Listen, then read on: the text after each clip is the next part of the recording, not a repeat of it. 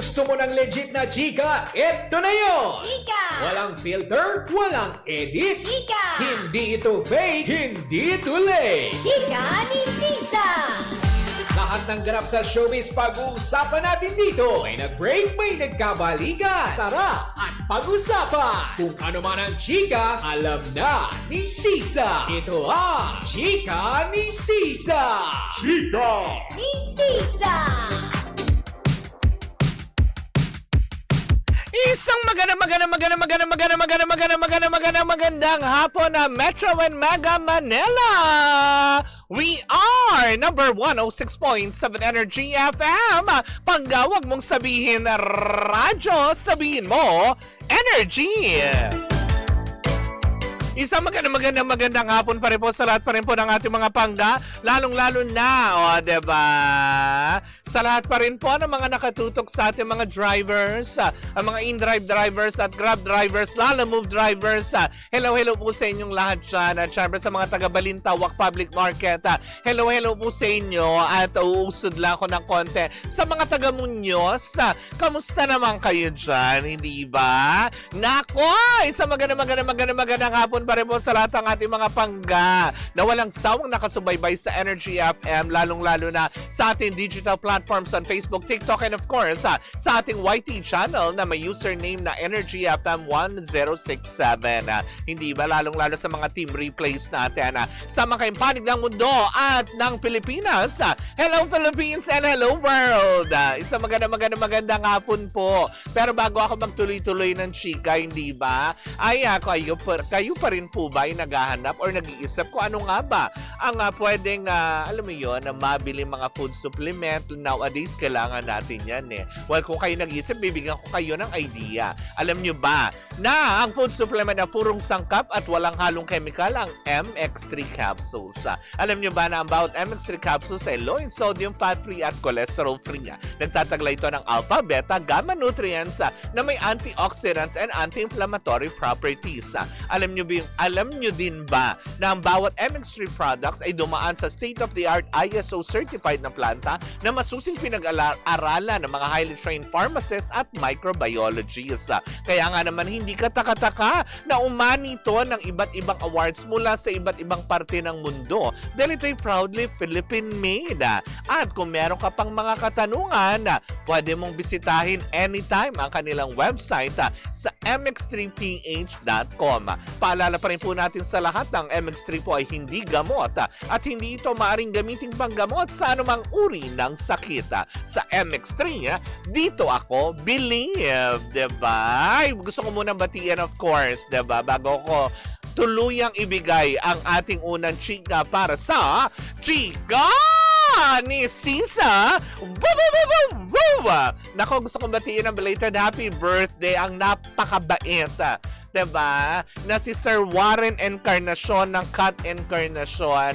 Hi Sir Warren! Belated happy birthday po. Thank you so much po sa pagpapaunlak po sa akin last Saturday sa iyong 50th birthday celebration kina Sir Jong Shotzi tsaka kay Sir Romar. Hello po sa inyo at gaya pa rin ang sinabi ko dahil nakatutok daw ang mga branches ng Cat Encarnacion sa SM Nova, Antipolo, Espanya, iMall, SM Cubao, Farmers Cubao, Paco Mall, Zabarte, Guadalupe, Santa Mesa, Better Living. Meron pa ako nakalimutang isa. Comment down below, hindi ba? Sa mga taga-Cat Encarnacion, hello po sa inyo. Magandang hapon. Sa mga taga-Team Fruit Salad at Team Walkout Gang, magandang hapon. Eto na, tungo na tayo sa ating unang chika. Nakakaloka ang init ng usapin. Hindi ba? Bagamat last Thursday lamang po ito nang mag-post, actually alas 3 ang madaling araw to be exact, diba? Ay nag-post si Miss Angel Locsin ng kanyang komento dahil sa mga nagiging pahayag ngayon ni Senator Robin Padilla sa mga nangyayari sa kapaligiran. Pero over the weekend, ay, Diyos ko, nanganak na talaga. May mga nag-react na, may mga nag-unfollow na. Una kasing napansin ng mga netizen matapos kasi magbigay ng pahayag ni Angel Locsin ng komento patungkol nga ngayon kay Senator Robin Padilla ay hindi na iwasan iwasan na maungkat muli. Ano nga ba? Bakit nga ba medyo ganon ang atake ni Angel Locsin kay Senator Robin? So ngayon, ang mga chismosang kapitbahay natin, may ay kalkal, meron ba sila naging hidwaan dati or magkaiba ng pananaw sa buhay? Dahil nga sabi nga ng ilan, pag politika na ang pinag-uusapan, sigurado ang dami mong makakaaway, hindi ba? Kasi nga sa komento at sa pinost na through social media ni Angel Locsin, nabihira lang naman natin makita pero parang kinagulat ang madlang people nang mag-post ito at talagang direkta ang mensahe niya para kay Senator Robin. Sinasabi nga niya na parang isa siya sa pinakamakabayang tao na nakilala niya na para bang si Andres Bonifacio daw ang peg. 'Di ba? Pero mukha daw yata ngayon, base sa kanya naging salaysay, ay medyo parang kine-question nga ba ni Miss Angel Locsin kung ano na nga ba ang nangyari sa dating Robin Padilla na makabayan na ngayon ay para bang may mga pinapaboran. Ganun ba yun?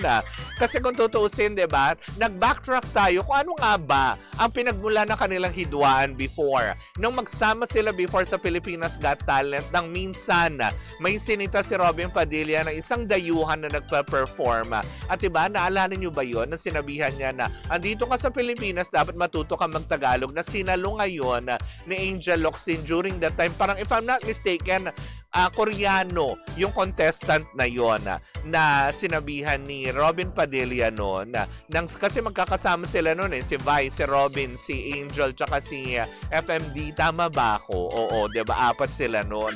Doon ang unang inkwentro nilang dalawa dahil nga kumaga parang si Angel ay para bang sinalo niya yung Korean na contestant nila at tinulungan na lang at binigyan ng pasensya. Pangalawang inkwentro sa Pilipinas Got Talent ay magkaiba na naman sila ng pananaw ni Angel Locsin na may mag-perform na mga merlat. Oo, 'di ba? Na kung natatandaan niyo po 'yan pero ngayon pwede niyo naman balikan yun doon sa meron na yan nakapost sa mga social media Nagtalo sila dahil doon sa mga kababaihan na nag-perform na nagka-car wash, if I'm not mistaken, na para bang hindi pinabura ni Angel Locsin yung pananaw at pagkagiliw ni Robin Padilla at that time na yon dahil kumaga parang para sa kanya ay para bang nalalabag ba yung karapatan ng isang kababaihan na hindi maging parang object sa paningin ng mga manonood. Kumaga pinrotektahan ni Angel Locsin.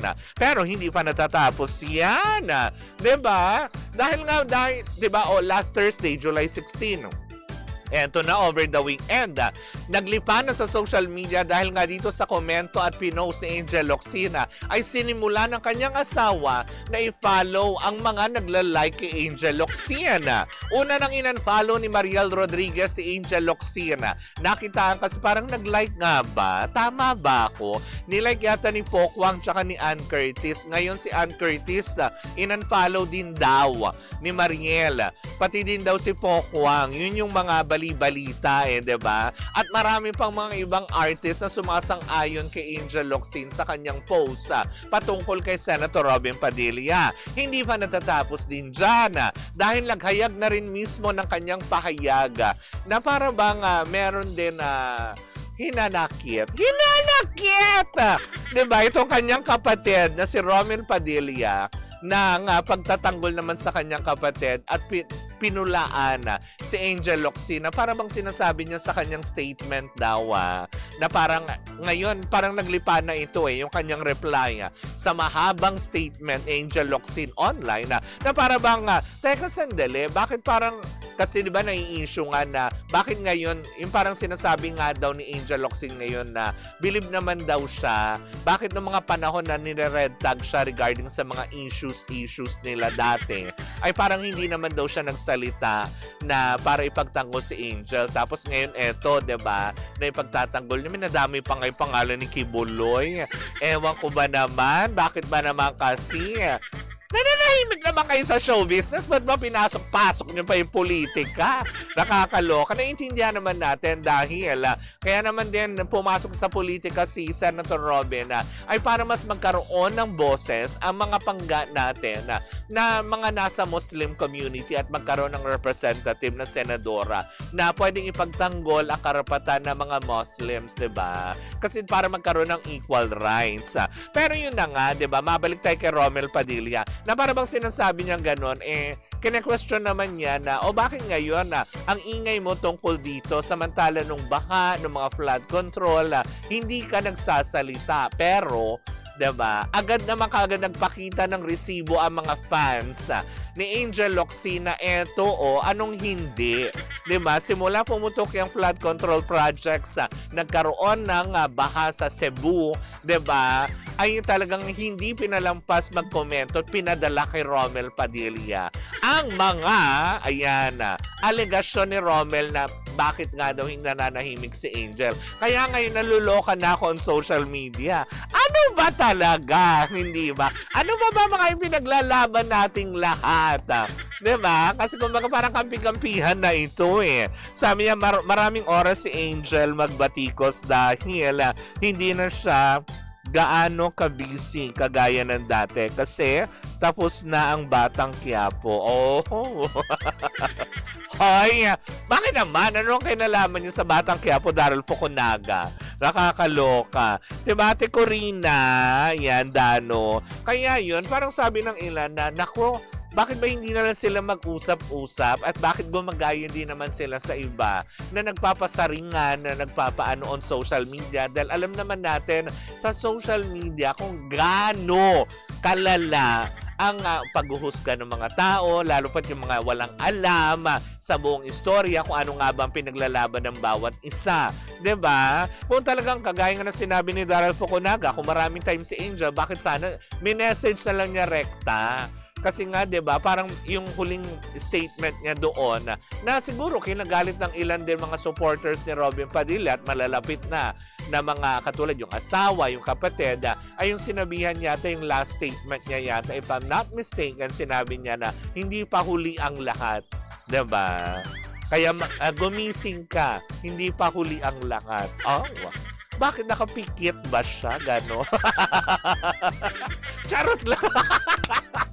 Nakapikit ba yun? Natutulog? Na nakakaloka? Pero eto na, diba? Lumilitaw na naman tong puting telon na sa harapan ko, OOT na naman ako. Pero yun nga, sana makapag-usap sila. Hangad ko pa rin na sana nga, huwag nang daanin sa social media. Kasi may mga tao talaga na kung ano yung narinig nila, yun ang paniniwalaan kaagad kasi nila Siguro yan yung pinaka-bias on social media nowadays, diba?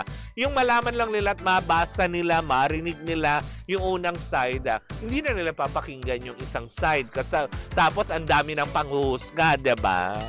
Hoy! Hindi ka mag-ano dyan, bakla ka ng taon.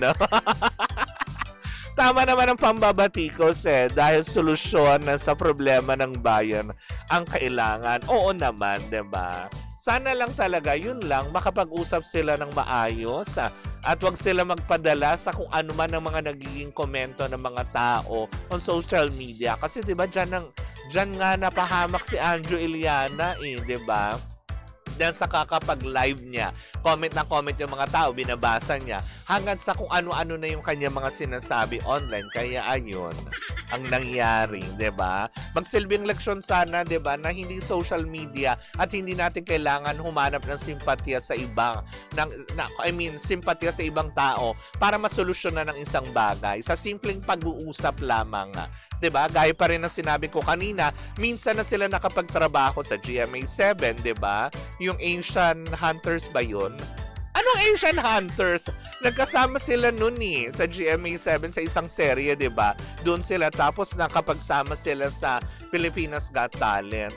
Sana for all time's sake, 'di ba? Makapag-usap ng maayos at kung ano man yung mga differences nila, wag nang gatungan ng ibang tao para malinaw at magkaayos-ayos naman, hindi ba?